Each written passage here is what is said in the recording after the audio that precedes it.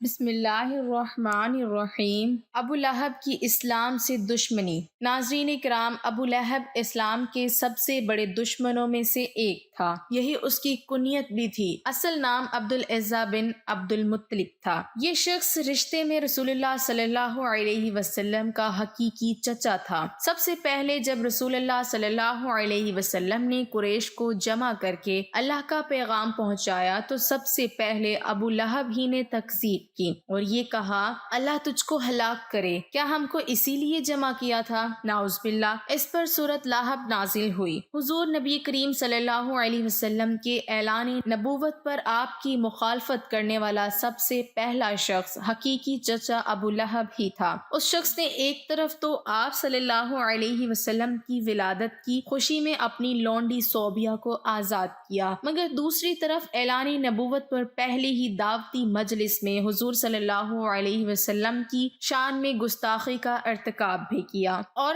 پھر اس کا سارا گھرانہ ہی پیغمبر صلی اللہ علیہ وسلم کی شان اقدس میں گستاخیوں پر اتر آیا۔ پھر جب اللہ کی طرف سے رشتہ داروں اور قرابت داروں کو دین کی دعوت دینے کا حکم ہوا تو نبی کریم صلی اللہ علیہ وسلم نے کوہ صفا پر چڑھ کر خاندان قریش کو آواز دینا شروع کر دی، اے بنی عدہ، یہاں تک کہ سب کے سب اکٹھے ہو گئے، حتیٰ کہ اگر کوئی آدمی خود نہیں جا سکتا تھا تو اس نے اپنا قاصد بھیج دیا کہ دیکھیں معاملہ کیا ہے۔ غرض سارے قریش جمع ہو گئے، ابو لہب بھی آ گیا۔ اس کے بعد آپ صلی اللہ علیہ وسلم نے فرمایا، تم لوگ یہ بتاؤ، اگر میں یہ خبر دوں کہ ادھر وادی میں شاہ سواروں کی ایک جماعت ہے جو تم پر حملہ آور ہونا چاہتی ہے تو کیا تم مجھے سچا مانو گے؟ لوگوں نے کہا، بے شک ہم نے آپ صلی اللہ علیہ وسلم کو ہمیشہ سچا ہی پایا ہے۔ لہٰذا آپ صلی اللہ علیہ وسلم نے فرمایا، اچھا تو میں تمہیں ایک سخت عذاب سے آگاہ کرنے کے لیے بھیجا گیا ہوں جو دشمن کے حملے سے کہیں زیادہ خطرناک ہے۔ اس پر ابو لہب نے کہا، تو غارت ہو، کیا تو نے ہمیں اس لیے جمع کیا ہے؟ اس پر سورۃ لہب نازل ہوئی کہ ابو لہب کے دونوں ہاتھ غارت ہوں اور وہ خود بھی غارت ہو۔ ناظرین، در حقیقت نبی کریم صلی اللہ علیہ وسلم کے بارے میں ابو لہب کا موقف روز اول ہی سے، جبکہ ابھی قریش نے اس طرح کی کوئی مخالفانہ بات سوچی بھی نہیں تھی، یہی رہا۔ بعض روایات میں یہ بھی مذکور ہے کہ اس نے کوہ صفا پر نبی کریم صلی اللہ علیہ وسلم کو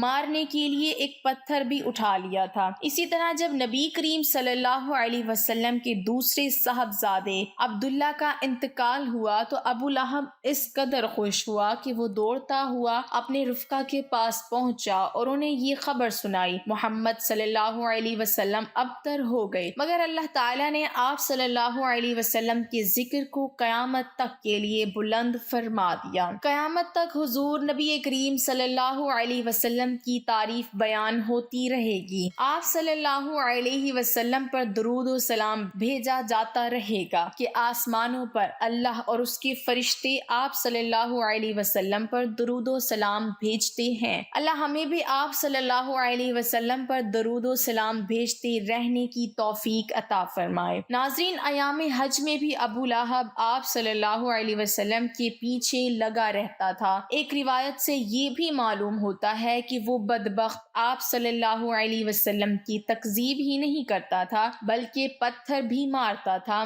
جس سے آپ صلی اللہ علیہ وسلم کی ایڑیاں خون سے رنگین ہو جاتی تھیں۔ نہنجار کی حالت کفر میں مرنے کی پیشن گوئی کی گئی، جو حرف بہ حرف پوری ہوئی اور وہ انتہائی ذلت کی موت مرا۔ اس کا اس طرح کے انجام سے دو چار ہونا نبی کریم صلی اللہ علیہ وسلم کی نبوت کی صداقت کی واضح دلیل ہے۔ ناظرین، ابو لہب چونکہ بہت مالدار تھا، اسی لیے جب اس کو اللہ کے عذاب سے ڈرایا جاتا تو یہ کہتا کہ اگر میرے بھتیجے کی بات حق ہے تو قیامت کے دن مال و اولاد کا فدیہ دے کر عذاب سے چھوٹ جاؤں گا۔ ابن اسحاق کی روایت میں ہے کہ جب ام جمیل کو خبر ہوئی کہ میرے اور میرے شوہر کے بارے میں سورت نازل ہوئی تو ایک پتھر لے کر آپ صلی اللہ علیہ وسلم کو مارنے کے لیے دوڑی۔ اس وقت آپ صلی اللہ علیہ وسلم اور حضرت ابوبکر صدیق رضی اللہ تعالی عنہ مسجد حرام میں تشریف فرما تھے۔ ام جمیل جس وقت وہاں پہنچی تو حق تعالی شانوں نے اس کی آنکھ پر ایسا پردہ ڈالا کہ صرف حضرت ابوبکر صدیق رضی اللہ تعالی عنہ ہی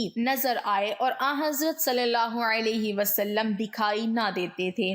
جمیل نے حضرت ابوبکر صدیق رضی اللہ تعالی عنہ سے پوچھا کہ تمہارے ساتھی کہاں ہیں؟ مجھ کو معلوم ہے وہ میری مذمت اور رجوع کرتے ہیں، خدا کی قسم اگر اس وقت ان کو پاتی تو اس پتھر سے مارتی۔ دشمنی اور عداوت میں حضرت صلی اللہ علیہ وسلم کو بجائے محمد کے مذمم کہتے تھے، اور یہ کہہ کر وہ واپس ہو گئی۔ قریش جب حضرت صلی اللہ علیہ وسلم کو مذمم کہہ کر برا کہتے تو آپ صلی اللہ علیہ وسلم فرماتے کہ اے لوگو، تم تعجب نہیں کرتے کہ اللہ تعالیٰ نے کس طرح ان کے سب وشتم کو مجھ سے پھیر دیا؟ وہ مذمم کو برا کہتے ہیں اور میں محمد ہوں۔ ناظرین، واقعہ بدر کے 7 روز بعد ابو لہب کے ایک زہریلا تالا نمودار ہوا، اسی میں ہلاک ہوا۔ گھر والوں نے اندیشے سے کہ اس کی بیماری ہم کو نہ لگ جائے اس کو ہاتھ تک نہ لگایا۔ اسی طرح 3 دن لاش پڑے پڑے سڑ گئی۔ اہل خاندان نے آر اور بدنامی کے خیال سے چند حبشی مزدوروں کو بلا کر لاشا اٹھوایا۔ مزدوروں نے ایک گڑھا کھودا اور لکڑیوں سے دھکیل کر لاش کو اس گڑھے میں ڈال دیا اور مٹی اور پتھروں سے اس کو بھر دیا۔ یہ تو دنیا کی ذلت و رسوائی ہوئی، اور آخرت کی رسوائی کا پوچھنا ہی کیا۔ ناظرین، ابو لہب جو آپ صلی اللہ علیہ وسلم کا چچا بھی تھا